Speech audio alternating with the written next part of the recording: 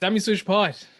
Yes, sir. The Boks are back, so we're back. Out of Lions series Boks. So we're also out of Lions series Dummy switch pod. We're also a more relaxed podcast. It's not as tense as it was a few weeks ago. No, definitely not. Certainly not. Oh, geez, more relaxed. It's good to see the Boks play. Outside of that, that cauldron of tension, and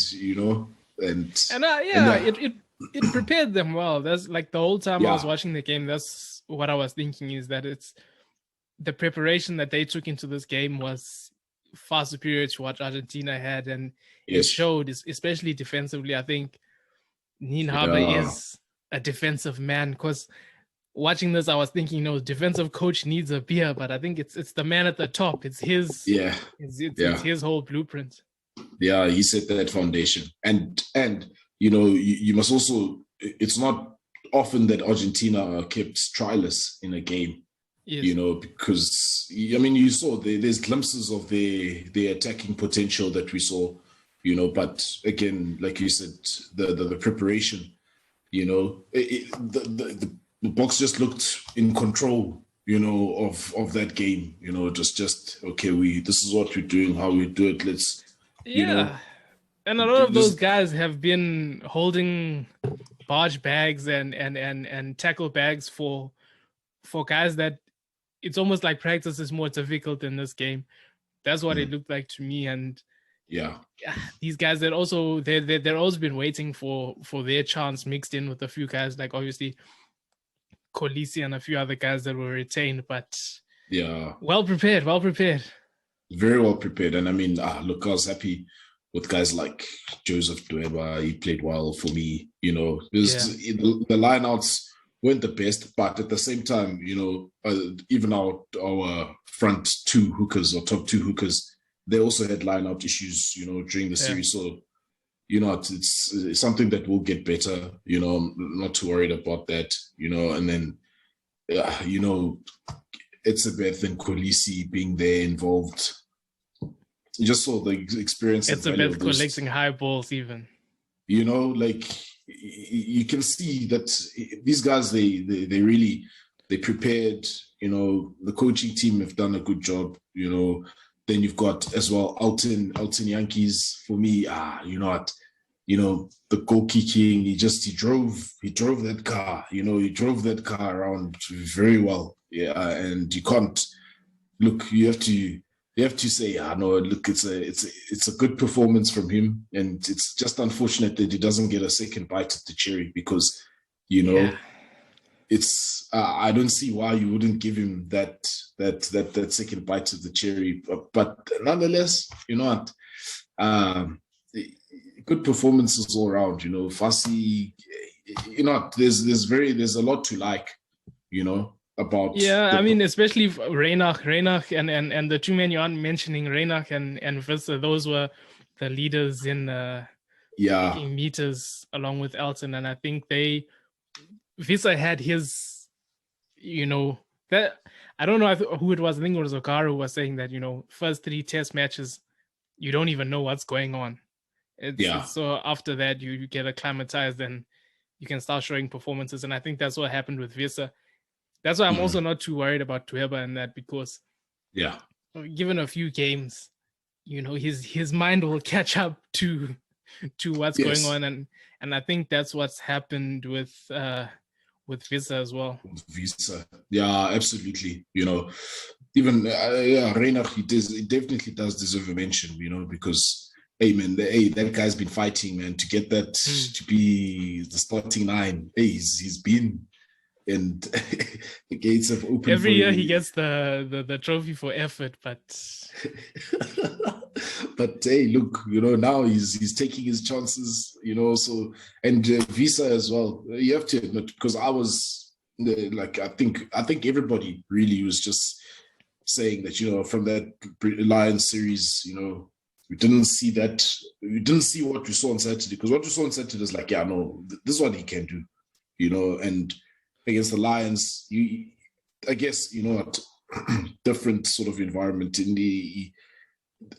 he wasn't able to show that, but he's definitely going to grow and get better and better. So it's exciting, you know, and all good to see, you know, with the big squad, you know, so many players. We're fortunate as a country, if you think about it, you know. I see even like guys like Van Staden, Marco Van Staden, when he came on, you know, geez, it's like, yeah, okay, you know, it's been a long time since you've seen a run like that from him, you know, putting a man on his back, you know, especially Argentinian, you know, because those guys are physical as well.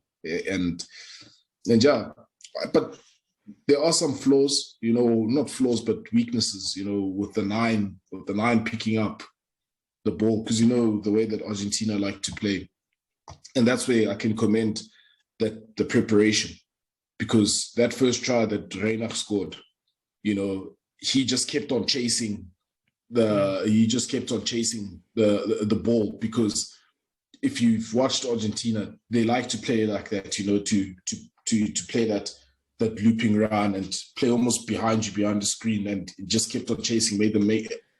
And the defense was pushing up, got that mistake, and he was there. And that was a preparation try. The thing from that is also their scrum was going backwards, and they still try to play the planned move.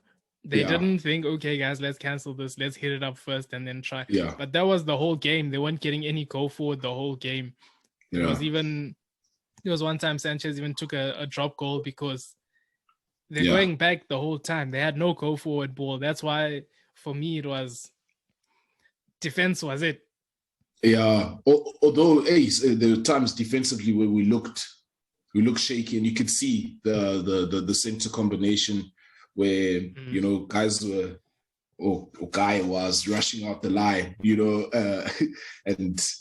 but overall, defensively, we were good. Let's not lie. And even Jesse Creel was good as well on the weekend, you know, in terms of fitting into that structure, because, you know, it's what he knows, you know.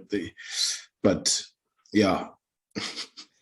Willems, I think he grew into the game first half. Yeah, wasn't very good first half. I think the pressure also, because we're going to talk about Currie Cup and we talk about the return of Haaland. Is I think these two games especially are, I think it's checking the inventory, and it's seeing, okay, who's here that we can still use, and who do we not start to send back? Who do we start to send back? And I think I don't know, Willems. Maybe he hasn't started in a long time. Maybe he's also going to catch up to speed. But Haaland is breathing down his neck. A few other guys as well, breathing for some other positions. Yeah, I think Junot, it's interesting that you should say that, because if you look at, I think, loose forwards, there's some injuries there, and if you're talking about the guys putting on pressure, you know, from the Currie Cup, you know, there's, like you say, you're speaking about Haaland. I think in the same team, you've got Namaklaba. Interesting how whenever he's in that Western Province team, you know, they seem to be, you know, playing better rugby, you know, because he's getting the ball, he's jackling. And I think in the country at the moment, if you're looking at consistently, I think he's the number one fetcher, you know, in the country at the moment, or that's playing in the local competition, and he's looking good. And maybe that's somebody that the coaches will be thinking about for the Australasian leg of the tour. I don't know, but I like the way he looks as well and how he's been playing. And anything can happen, you know. We've seen, look, I mean, Jaden Hendricks, he found himself, there is in the squad. Next thing, he's on the bench. Next thing, he's scoring a try. Next thing, he's on the bench again, you know. So how quickly things can change, you know, So it'll be interesting to see what happens. Yeah, let's talk about the lineup for this weekend. You've got front row changes. Mark's back, Nyakani back, Thomas du Toit unfortunately back. Not a fan. I agree. I agree there. I was concerned with that one, with that selection, you know. Marvin Ori, he's given a chance. Nice to see that. Diaga, yes, he's been putting in the work. I think him, you know, since he came in that Lions test, and Elizabeth really been putting in the work. Yeah. 50 up for him. Yeah, back three, same Lions mustard. And I think that's it for the starting lineup. Good to see, obviously, the back line's been restored. Yeah, so you can see. Hopefully we'll see. Nkosi, he didn't falling off tackles for him, but at the same time, he didn't get much of a chance. You feel for guys like that when they do get the chance, it doesn't quite work out. But I suppose Fassi took his chance, so he did. He did, but I think Nkosi, I wouldn't be too disappointed with his performance. I think it's just, look, the tackles weren't sticking. He was making the good reads, and uncharacteristically for him, the tackles... And his reads used to be bad. Yeah, you know, so now he's making the good reads, but the tackles are not sticking, and uncharacteristically so. But I felt in other ways he did also put a lot of pressure on Argentina, the kick chase, especially in that second half, where our chase became better, you know, because in the first half, look, it wasn't good at all. I think we hadn't sort of found that balance and you know, the right GPS coordinates, you know, as to where we wanted the ball to go. But second half, it was on the money all the time because there was always somebody there to get it. In the first half, bar that one where Etzebeth was there for the try, you know, that was scored by Fassi, it was a very low sort of strike rate in terms of the execution there, but it got better. So I would have loved to see a guy like Nkosi this weekend to get a second crack, you know, in sort of the A team, or, you know, the first side, or the first back line, as it were, to see how he would go. And at the same time, even a guy like Fassi, maybe, you know, because let's be honest, we know what we get with Mapimpi and Colby, you know, and I don't think they would be called going into Australia, you know, but at the same time, you also understand the thinking behind it is that, you know, you want to keep them sharp the whole time, you know. So I guess it was still to be seen during the rest of the tournament how the players are going to be used, you know.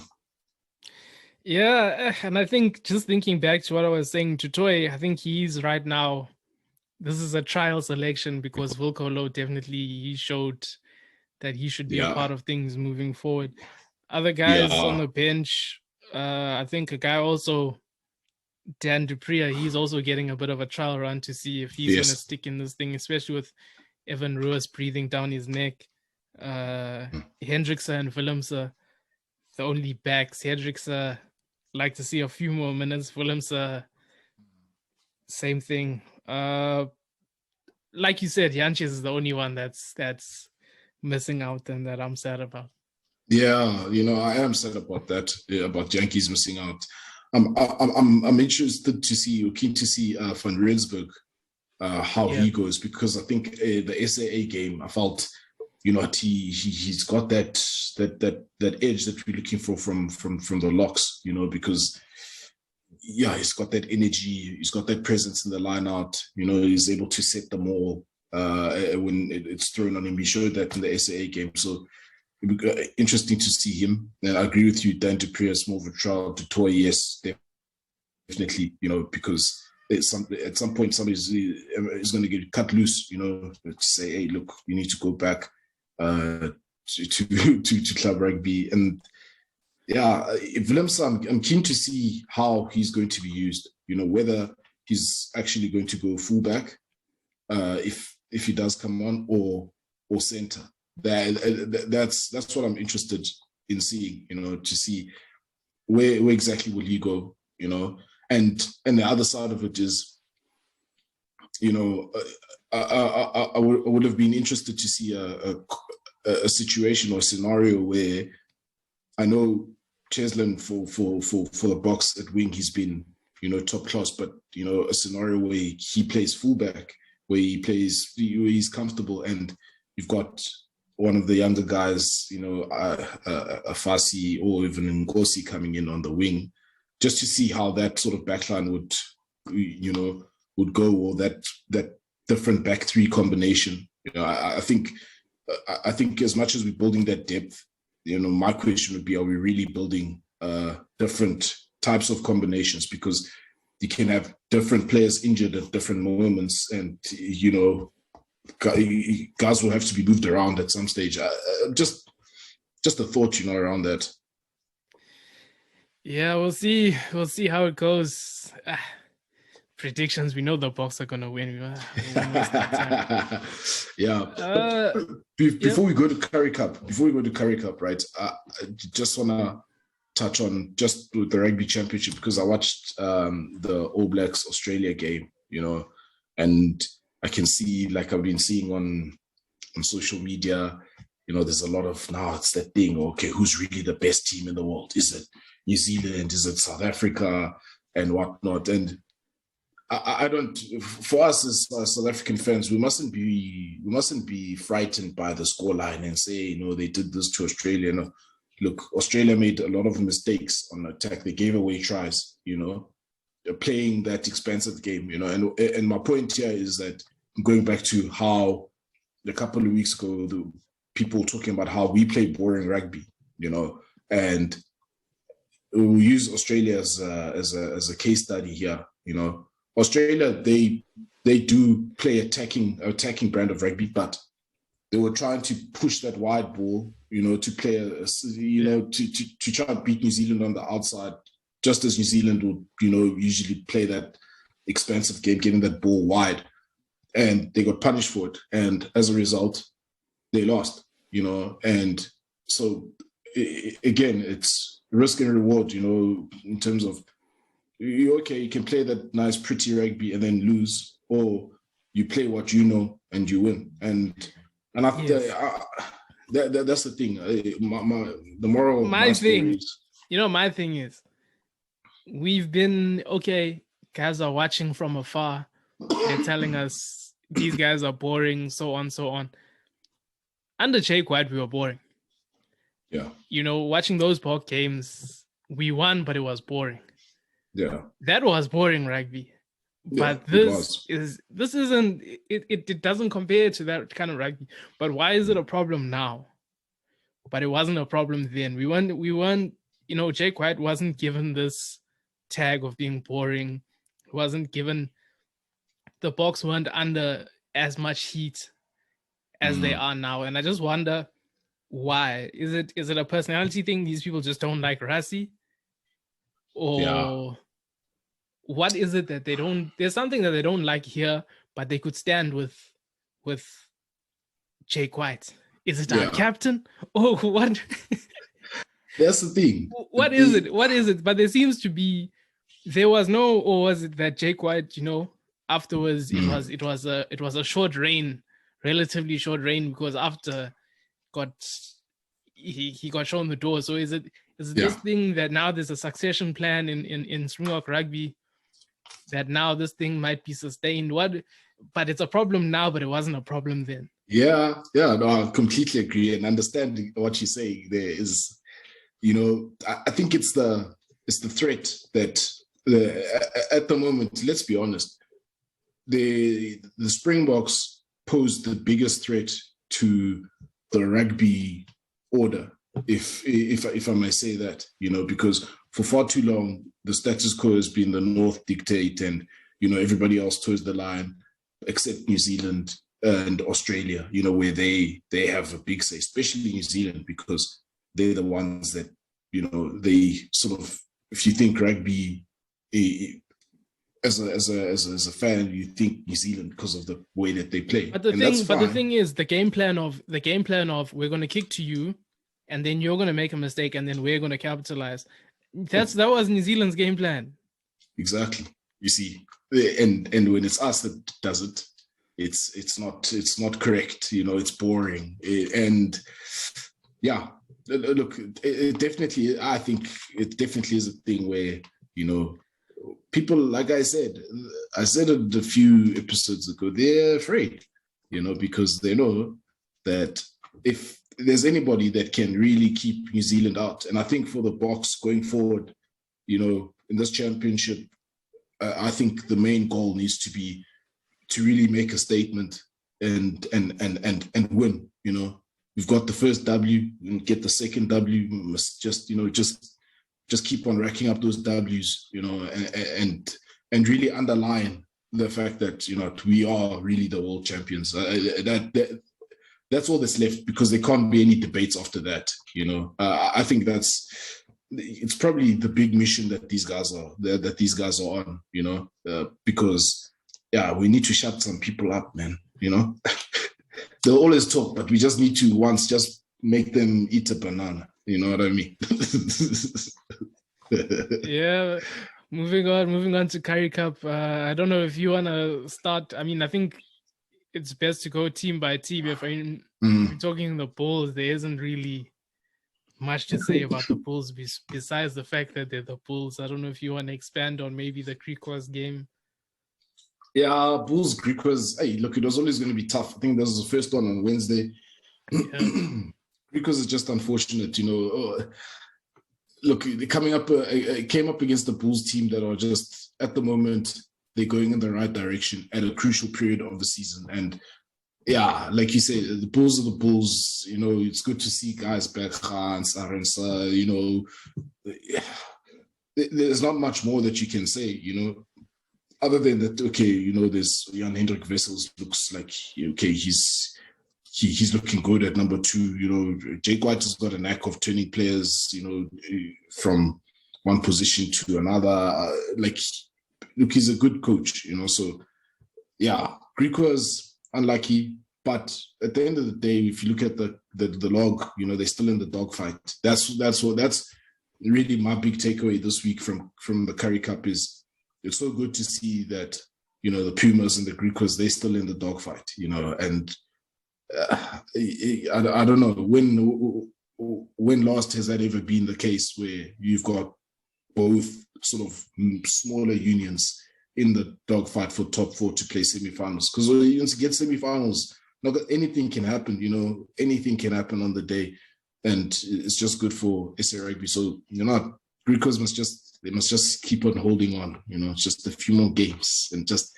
get the wins or whatever, you know, be like the Pumas, take the 3 points, you know, be like, hey, look, we got the draw. Hey, let's go. Like, hey, look, let's go. That's what Jimmy Stonehouse did on the weekend. I'm sorry, I'm diverting, but like I laughed because he already was taking off the earpiece, that penalty, and he was just like, yo, kick it out. We got 3. Let's go. You know, so yeah, they must hold on. They must hold on. Yeah, the other game, obviously COVID robbed us of seeing the Pumas twice in a week. Yes. So the other one on that day was Cheetahs Lions. This one was the most entertaining game of this week, maybe of this year. It was, I saw people saying it was a varsity cup match. Cheetahs, I'm here to say some of those tries, it's worth the price of admission. It's worth my money. It's, you know, sometimes you think I'm wasting here, but it's worth your money. I mean, Masuku, the passing range, the step. Ooh, man, you know what? I'm so glad you're talking about Masuku. Yo, that pass, oh man, you got me out of my seat again. Yeah, I was about to say those are the ones that you stand up. You stand up in your lounge for. Those are the kind of things.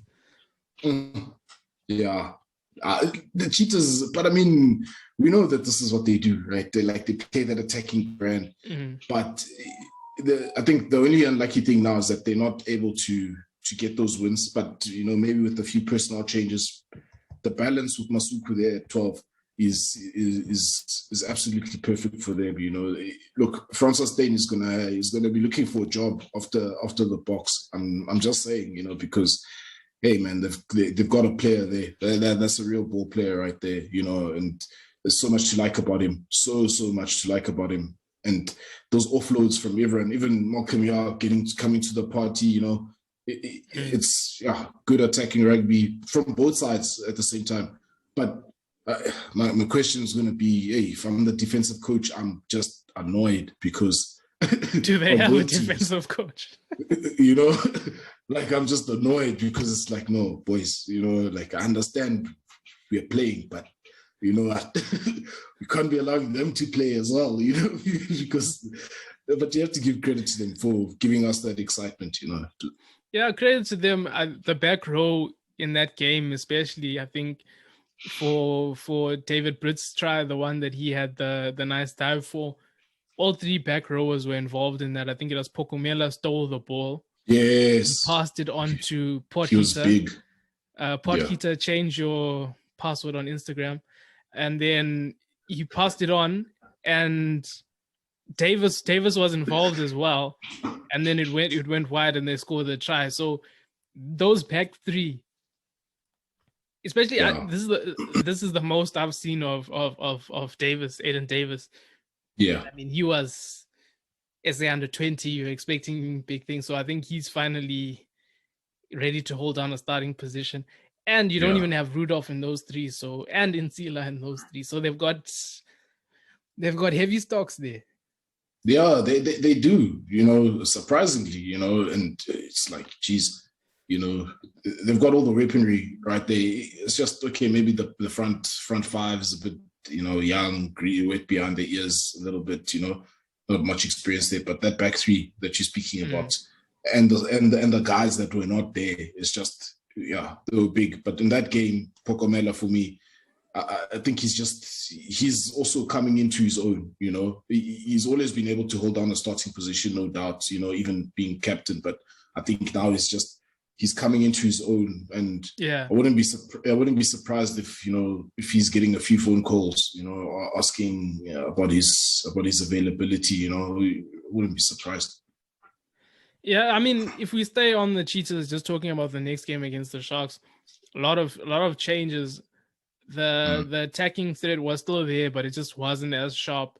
Still, it was one of those moments with Ivari Borshoff, his try where you can sense the danger. You can sense that something's coming. And then, but at the time, I'm like, no, this is looking dangerous, but they won't finish it. There's no way they're going to finish this. Yeah. But they managed to finish it. They finished it. They did well up until the red card, you know, even after the red card to stay in the game, they did well. But like you said, defensive coach, maybe there should be a few ads in the paper.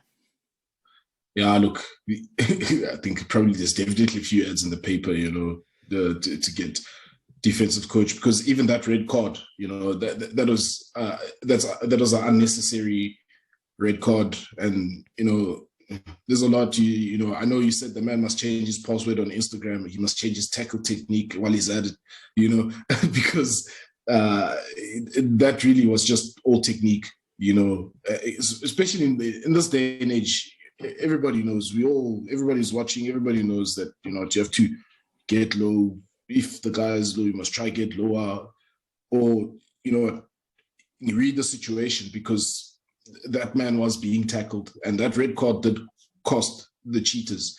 At the end of the day, when you look at that scoreline, that red card, you know, may have halted the Cheetahs' progress in that game. And the Sharks, for me, again, it's a bit of a get out of jail free card, you know, for them. As much as it was like a seesawing affair, but I feel like there's just something missing from them, you know. I don't know. If we're talking, okay, if we move on to the Sharks now, we've got Abrams, who continues to be Abrams. He just shows quality. He's showing there's just more consistency. Obviously, it's just defense. He's got attack down. It's just defense. Butter Chamberlain, he looked decent at 10. Showing depth at 10, especially because there's Rock Nation officers have been busy, and Bonilla has been signed, so there's going to be even more competition at 10. Hey man, it's hot in that number 10 kitchen. I mean, it's hot in that kitchen there, because who do they have? They got this Bosch, this Crania. You know, Crania's also experienced. You know, imagine him. It's like, okay, I'm the experienced guy, but now you bring another experienced guy. It's like, you know, okay, what's happening here? You and know, Lebok is there, and Butter Chamberlain is there, and Cohen Bosch is there. Hey, it's it's going to be a fight, you know, and it's good because people can't get comfortable, like, you know, and I'm saying Kerr and Bosch, you know, because he got backed, you know, he was given the backing for a whole season, and yeah, look, it's only right that, you know, they cast the net wide over there. Yeah, and I think it's going to be, I don't know, I think there's going to be a few guys leaving that province. I think given sort of until the end of this Currie Cup, I think we're going to see a few contracts being not renewed and some guys making their way out. I think it's similar to the Bulls. They're going to find what's working for them, and then the rest are going to have to see their way out. Yeah. Hopefully to the Lions.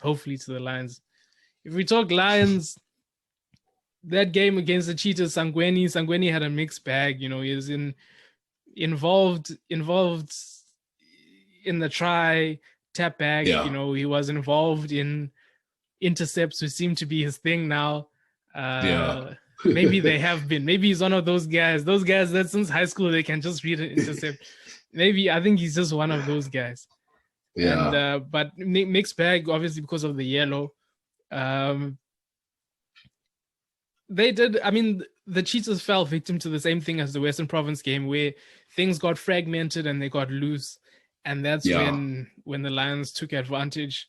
Rabs showed, you know, the finisher, a punisher. Man, somebody stop that man! Somebody stop him, because geez, he burns down the touchline. You know, you give him just give him a half a gap. You know, half a gap. I think not even a half a gap. You know, like less than half a gap, because there's one of the breaks that he made. The guy he had his jersey. You know, he had his jersey, and the power, the explosiveness, and the speed that he has. No, if you're looking at it, let's be honest. The most explosive winger in the country. You know, just.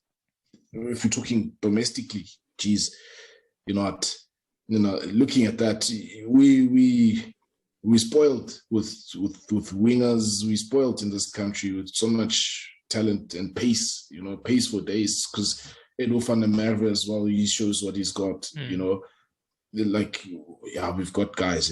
We've got not much else from the Lions unless you have any more comments. I'm reserving my judgment for now. No, look, with the Lions, if we're talking about movements, you know, for them, I think there's a couple of clean-outs that they need to do. You know, I just, you know, start at 15, get the one guy must go, you know. Then there's another winger that was a scrum off before. He must go, you know. I know it's your team, but I'm offering advice. I'm offering advice that there's some guys on fraud watch there. Definitely. Yeah. There's some locks also that are, but yeah, you see, there needs to be some rejuvenation that happens there, you know. But on a serious note, with the Lions, I think I like to really keep a close eye on Simelane, because you know, he's definitely a future Bok prospect.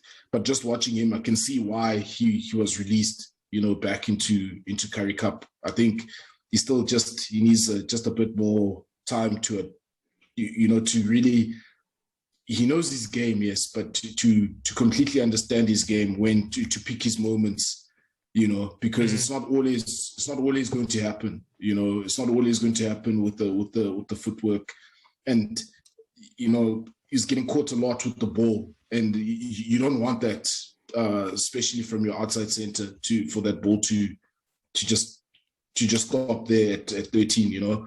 So I think there's a lot of development still left for him, which he will get better. So yeah, you know, he's a great player, make no doubt, you know, but just a few more steps, then I think we'll see him back in that setup again. Yeah, if we get on to last two teams, Western Province, like I mentioned earlier, big thing for me is Kalant's is back. He was the danger man. Yeah, not much else for me. I mean, Tim Steele is Tim Steele. Tristan Lates had a terrible cameo, but Is that Dylan Late's half brother or step brother or brother? I'm just asking. I've been meaning to ask. I'm sorry, but I just need to know. I just need to know. Brother, man, come on. I need to know. Moving on, there's some guys that they're coming to life. I think De Jong is starting to kick on. Hey, I don't know about that. I don't know. Somewhat, to some degree, you know, when you do that survey, you know, you can't just say fully. Yeah, I just somewhat he's coming there, I think, but not yet for me. Other than that, not much for me to say about Western Province. I don't know if you've got any remarks. For me, it's like Namakaba. For me, he sticks out. Yeah, like for me, he really like.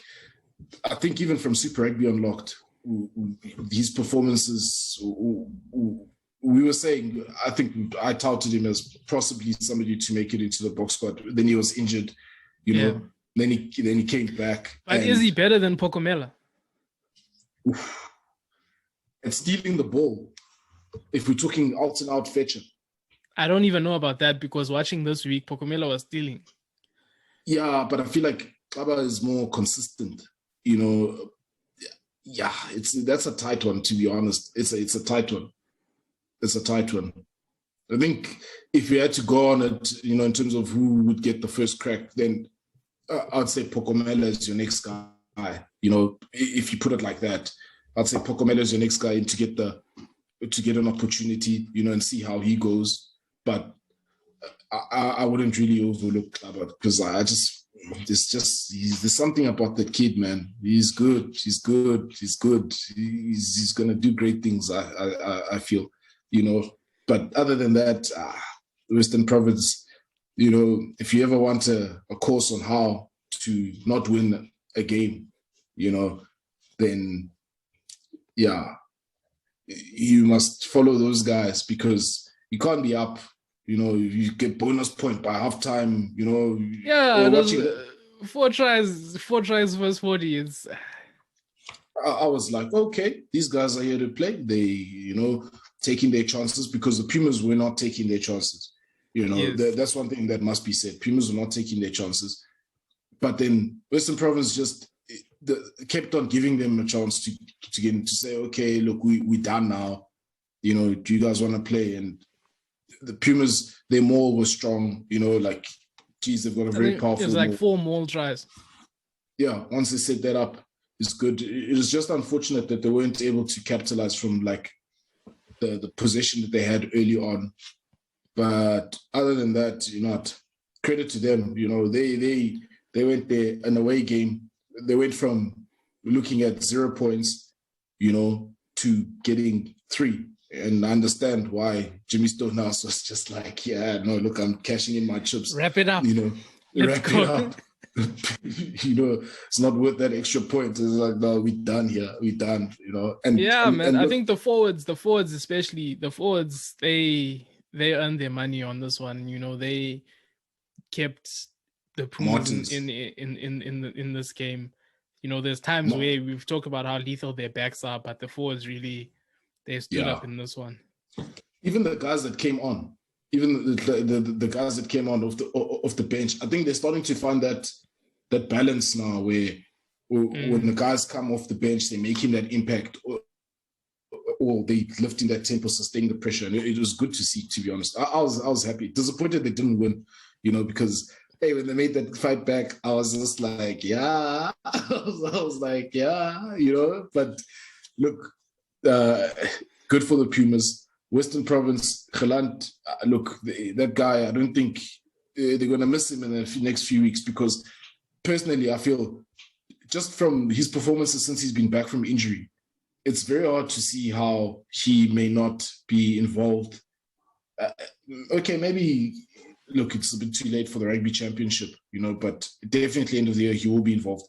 But if you look at how we play from a tactical point of view, how we want to keep opposition in their own half, he was showing that. He was showcasing that this weekend, especially in that first half with his tactical kicking, you know, and the decision making. So, and while I was watching that, I was thinking, I was like, no, we could use that at the Boks, you know, like, because we're not getting that from 15. It's a different dynamic that he brings, you know, very different left and right footed kicker, you know. His confidence.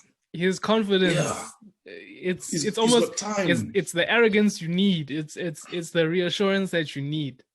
Yeah. So I think this one I think is not. I think even rugby championship. If we saw Hendricks get called up, then we can definitely see. Yeah.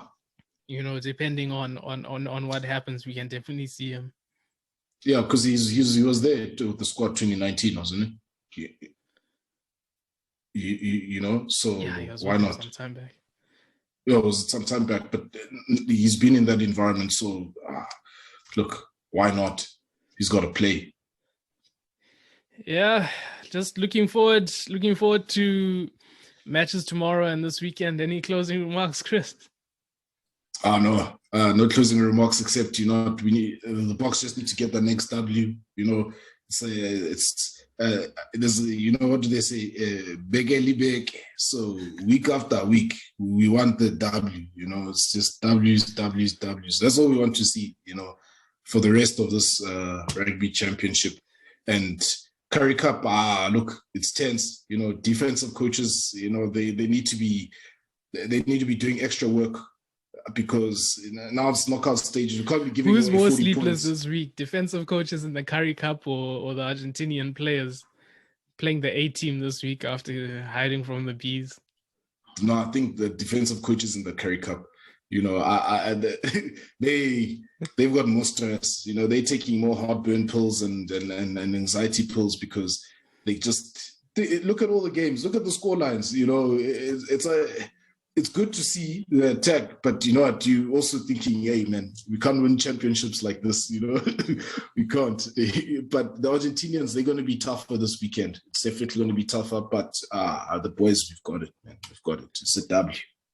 We've got it. W. Dummy Switch Pod out.